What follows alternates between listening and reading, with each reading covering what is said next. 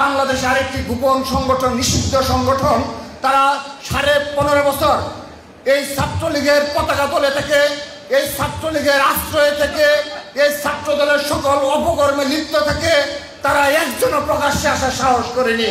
যদি নৈতিক সাহস থেকে থাকে, বিগত 15.5 বছরের প্রতিটি কমিটি প্রকাশ করে দেখুন।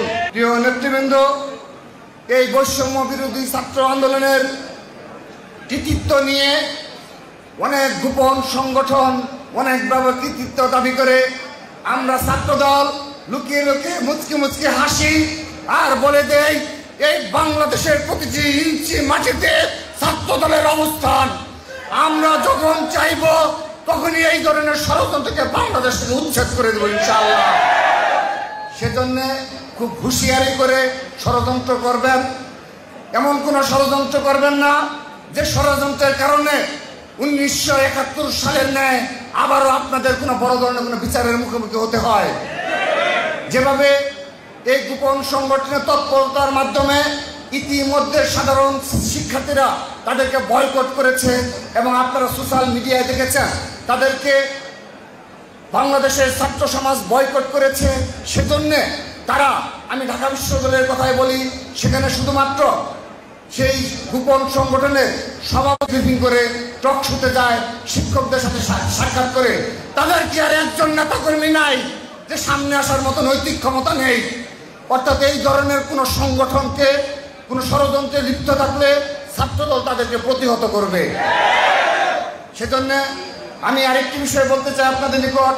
এই ছাত্রদল তথা এখানে যুব দলের সচেতন ভাইরা এবং রাজপথে পরীক্ষিত নেতৃত্ব স্বেচ্ছাসেবক ভাইরা রয়েছেন। আপনারা লক্ষ্য করে দেখুন যে বিগত 15.5 বছর ছাত্রদলের প্রতিটি ক্যাম্পাসে আমরা কমিটি দিয়ে শিবিরকে দোষী সাব্যস্ত করা হচ্ছে। আমরা আমাদের বক্তব্য স্পষ্ট করেছি যে যারা সত্যিকারের দোষী, যদি সে ছাত্র শিবিরের যদি কেউ হয়, আমরা সাংগঠনিকভাবে তাদের পানিশমেন্টের ব্যবস্থা করব। এই যে আমাদের ভিতরে যে ঐক্য, এই ঐক্যের যে ফাটল সৃষ্টির জন্য চেষ্টা চালাচ্ছে, এটা আমার মনে হচ্ছে কোনো একটা শক্তি এই কাজটা করে যাচ্ছে। এবং এই যে মূল্যবোধ, আদর্শিক নৈতিকতা এবং মেধার সমন্বয়ে ছাত্র শিবির, এই পার্থক্যটা আমরা দেখি আর কি। আর ছাত্রদলের সভাপতি যে বক্তব্যটা দিয়েছেন সেটার ব্যাপারে এতটুকু বলতে চাই যে নিঃসন্দেহে তারা হয়তো কোনো একটা দৃষ্টিকোণ থেকে এই বক্তব্য দিয়েছেন।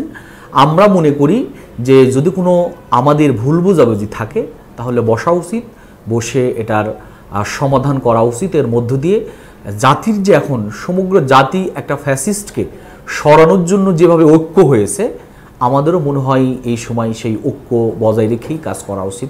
যারা সোশ্যাল মিডিয়াতে লেখালেখি করছে, আমরাও আমাদের কাছেও কিছু আমাদের দৃষ্টিগোচর হচ্ছে। আমরা আমাদের পক্ষ থেকে আমাদের জনশক্তিদেরকে স্পেশালি আমরা নির্দেশনা দিয়েছি যে কোনো অনৈক্য হতে পারে এমন কোনো কিছু সোশ্যাল মিডিয়াতে না নিয়ে আসার জন্য। কিছু বিষয় আছে যে অপ্রীতিকর হচ্ছে, বিশেষ করে কোনো ব্যক্তিরা অতি বাড়াবাড়ি করতেছেন। আমাদের জনশক্তিরা যদি এরকম করেন, আমরা তাদেরকে এ ব্যাপারে সাবধান করার চেষ্টা করছি এবং এই জায়গা থেকে বিরত থাকার জন্য চেষ্টা করছি।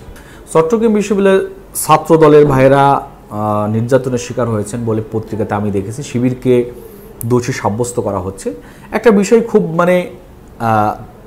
বলা যায় যে পীড়াদায়ক ব্যাপার, সেটা হলো যে বিগত সময়গুলোতে বিভিন্ন ইস্যুকে ছাত্র শিবিরকে জড়ানো হয়েছে, বিভিন্ন ইস্যু তৈরি করা হয়েছে, ছাত্র শিবিরকে জড়ানো হয়েছে। আমার কাছে এখন এসে এরকমই মনে হচ্ছে